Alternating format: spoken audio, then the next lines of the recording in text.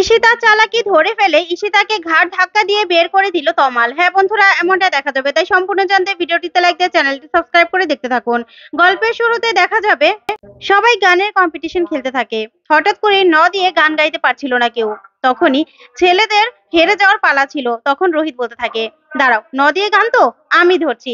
তারপরে রোহিত ন দিয়ে গান গেয়ে শোনায়। তারপরে তার গানের সাথে ফুলকিও গান গায়। তখনই একসাথে দুজন চোখাচোখি করে তাকিয়ে থাকে। তখনই সবাই হাততালি দিলে রোহিত আর ফুলকি দুজন দুজনের জায়গায় বসে পড়ে। এমন করে এক এক করে সবাই গান গাইতে থাকে, একদিকে ছেলেরা আরেক দিকে মেয়েরা। ঠিক তখনই দেখা যাবে মাস্টার মশাই বলতে থাকে, আমিও গান গাইবো। তারপরেই মাস্টার মশাইও গান গাইতে থাকে। এইদিকে হৈমন্তী মাস্টার মশাইয়ের গান শুনে খুশি হয়ে যায়।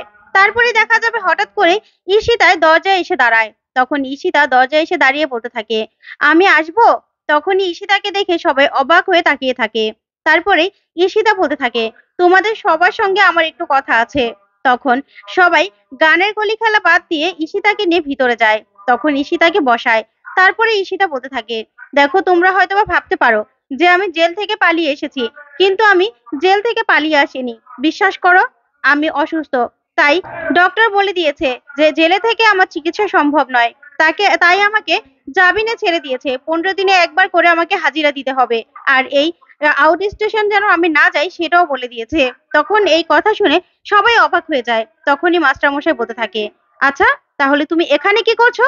তখন ঈশিতা বলতে থাকে, বিশ্বাস করো, এই বাড়ি ছাড়া আমার আর কোথাও যাওয়ার জায়গা নেই। কোথাও যাওয়ার যেমন জায়গা নেই, তাই তো আমি এখানে এসেছি।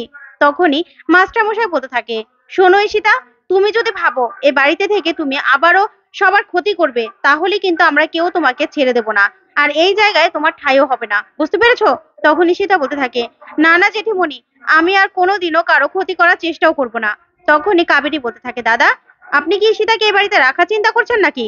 তখনই মাস্টার মশাই বলতে থাকে, না না কাবেরী, কি করবো আর বলো তো? তখনই কাবেরী বলতে থাকে, না, ও আমার ছেলের ক্ষতি করার চেষ্টা করেছে, আমার ছেলেকে মেরে ফেলার চেষ্টা করেছে। ওকে আমি এই বাড়িতে কিছুতেই থাকতে দেবো না, কিছুতেই না। তখনই ঈশিতা বলতে থাকে, আমি কি করব বলো তো মা? আমি জানি আমি ভুল করেছি। প্লিজ আমাকে ক্ষমা করে দাও। ক্ষমা করে দাও আমাকে। তোমরা ছাড়া আমার আর কোথাও যাওয়ার যে জায়গা নেই। এই বলে ঈশিতা কান্নাকাটি করতে থাকে। তারপরে দেখা যাবে রোহিত বলতে থাকে, দেখো, তোমরা প্লিজ এরকম করো না। আর তাছাড়া ঈশিতা যাবেই বা কোথায়? ওর যাওয়ার জায়গাটাই বা কোথায়? তখনই ফুলকি বলতে থাকে, হ্যাঁ কাকিমণি, তুমি একটু ভেবে দেখো না, ঈশিতা দিদি আর কোথায় বা যাবে? এখনো তো তমাল দাদার সঙ্গে ঈশিতা দিদির ডিভোর্সটা হয়নি। আর তাছাড়া জামাইবাবু তো ঈশিতা দিদিকে মেরে ফেলার চেষ্টা করেছিল। এখন যদি জামাইবাবু আবারও মেরে ফেলার চেষ্টা করে, তাহলে কেমন হবে? তখন ধানু বলতে থাকে, তার মানে ফুলকি, তুমি বলতে চাইছো যে ঈশিতা দিদি এখানে থাকবে, তাই তো? না না, এখানে ও কিছুতেই থাকতে পারবে না। তখনই মাস্টার মশাই রোহিতকে বলতে থাকে, আচ্ছা রোহিত, তুই অংশুমানকে ফোন কর। এখনই ফোন করে খবর নিতে বল যে ঈশিতা ঠিক কথা বলছে কিনা। তারপরে রোহিত অংশুমানকে ফোন করে। অংশুমানকে ফোন করে সবটা জানতে পারে। তখন রোহিত বলতে থাকে, হ্যাঁ জেঠুমণি, ঈশিতা ঠিক কথা বলছে। ওর নাকি ব্রেনে মেন্টালি খুব প্রবলেম হচ্ছে। তাই জেল থেকে ওকে জামিনে ছাড়িয়ে দেওয়া হয়েছে। তাই ও কোথায় যাবে? তখনই ফুলকি বলতে থাকে, দেখো, ঈশিতা দিদি হয়তোবা ভুল করেছে। তার ভুলের মাসুলও তো সে পেয়েছে। জামাইবাবু তো তার উপর কম অত্যাচার করেনি, আর সে তো জেলও খেটেছে, তাই না? তখন রোহিত বলতে থাকে, দেখো, ঈশিতা এই বাড়িতে থাকবে কি থাকবে না সেটা কিন্তু আমাদের ডিসিশন নাই। এই ডিসিশনটা একমাত্র তমাল নিতে পারে। কি তমাল, তুই কি বলছিস?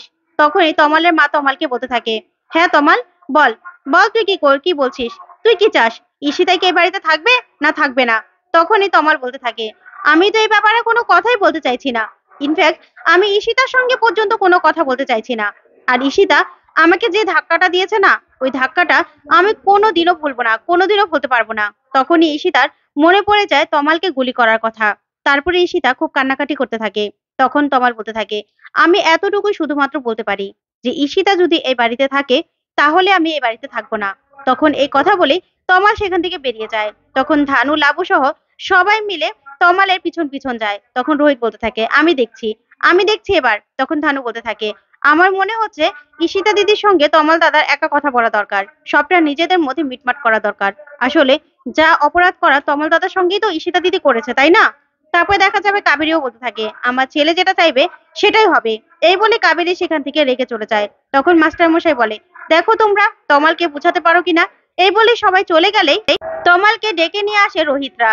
তখনই সেখান থেকে ঈশিতা সরে দাঁড়ায়। তারপরে তমালকে বসায় রোহিত আর বলতে থাকে, তমাল শোন, শোন তুই দেখ, ঈশিতা ঈশিতা যে ভুল করেছে ও তো জেল খাটছে দেখ। আর তাছাড়া রুদ্র তো ওর পিছনে পড়ে আছে।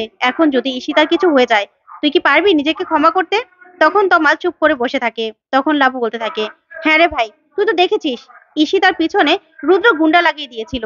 আর ঈশিতাকে মেরে ফেলার চেষ্টাও করেছিল রুদ্র। ফুলকি বাঁচিয়েছিল, ফুলকি বাঁচিয়েই তো ওকে জেলে দিয়েছিল, তাই না? তখনই ফুলকি বলতে থাকে, হ্যাঁ তমাল দাদা, দেখো না, তার ঈশিতা দিদিকে বাঁচিয়েছি বলেই তো ঈশিতা দিদি আমাদের একটা উপকার করেছে। না হলে তথাদাকে যে জামাইবাবুই মেরেছে সেটা কি আমরা কখনো জানতে পারতাম বলো? এত ইম্পর্টেন্ট একটা কথা আমরা কোনো দিনও জানতে পারতাম না, আমরা অজানাই থেকে যেতাম। তখন এই কথাগুলো বলেই সবাই তমালকে বোঝানোর চেষ্টা করতে থাকে। ওইদিকে ঈশিতা মনে মনে বলতে থাকে, না না, আমাকে এই বাড়িতে থাকতে হবে, যে করে হোক থাকতে হবে। তখনই ঈশিতা রুদ্রর কথাগুলো ভাবতে থাকে, যে রুদ্র হাজতে গিয়েছিল ঈশিতার সঙ্গে দেখা করতে। তখন তো ঈশিতা রুদ্রকে দেখে রেগে যায়। তখন রুদ্র বলতে থাকে, ঈশিতা রাগ করো না, মাথাটা ঠান্ডা করো প্লিজ, ঠান্ডা মাথায় এখানে বসো। তারপর ঈশিতা বসলেই রুদ্র বলতে থাকে, দেখো ঈশিতা, আমি জানি আমি ভুল করেছিলাম, কিন্তু একটা মেয়ের সঙ্গে নেচেছি বলে যে আমার তার সঙ্গে সম্পর্ক, সেটা তুমি কি করে ভাবলে? তখন ঈশিতা বলতে থাকে, ও আচ্ছা, তাই নাকি? তুমি আগে পরে তুমি শালিনীর সঙ্গে সম্পর্ক রাখবে আর আমাকে ব্যবহার করবে সুযোগের সময়, সেটা কি আমি হতে দেবো নাকি? কোনোদিনও না। তখনই রুদ্র বলতে থাকে, দেখো, এখানে কিন্তু অনেক ভাবে তোমাকে ফাঁসানো হয়েছে। আর তাছাড়া আমার শত্রু ফুলকি দাস, তোমার শত্রু ফুলকি দাস। তুমি যে এখানে, সেটাও তো ফুলকি দাসের জন্যই, তাই না? তাই তোমাকে না এখান থেকে বের করব আমি, তোমাকে এখান থেকে আমি বের করব। এই জেলের যেই ডক্টর, সে আমার পরিচিত, আসলে বেশি দিন তো আর হয়নি আমি ক্ষমতা ছেড়েছি, তাই তার সঙ্গে আমার জানাশোনা আছে। তাকে বলে তোমার জামিনের ব্যবস্থা করে দেবো আমি। তোমাকে, হ্যাঁ, তোমাকে হাজিরা দিতে হবে, কিন্তু এই জেল হাজতে আর ফিরে আসতে হবে না। তখন ঈশিতা বলতে থাকে, তোমার কি মনে হয় আমি এখান থেকে ফিরে গেলে আমাকে ভালোভাবে কেউ অ্যাকসেপ্ট করবে? তখনই রুদ্র বলতে থাকে, দেখো, তুমি তো ঈশিতা রায় চৌধুরী বাড়ির পদবিটা তো এখনো যায়নি। তাই তুমি তমালের স্ত্রী হয়ে ওঠার ব্যবস্থা করো, আর চেষ্টা করো যেন পুরনো সম্পর্কটাকে আবার ঠিক করা যায়। বুঝতে পেরেছো? সেটা তোমার জন্য ভালো হবে আর আমার জন্য ভালো হবে।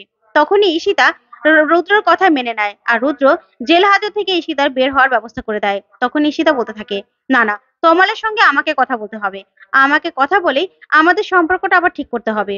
রুদ্রদা আমাকে নিজের স্বার্থের জন্য বের করে এনেছে আমি জানি, কিন্তু রুদ্রদার কথাই আমাকে শুনতে হবে, না হলে যে আমাকে জেল হাজতে যেতে হবে আবার, না না, সেটা আমি কিছুতেই হতে দিতে পারি না, কিছুতেই না।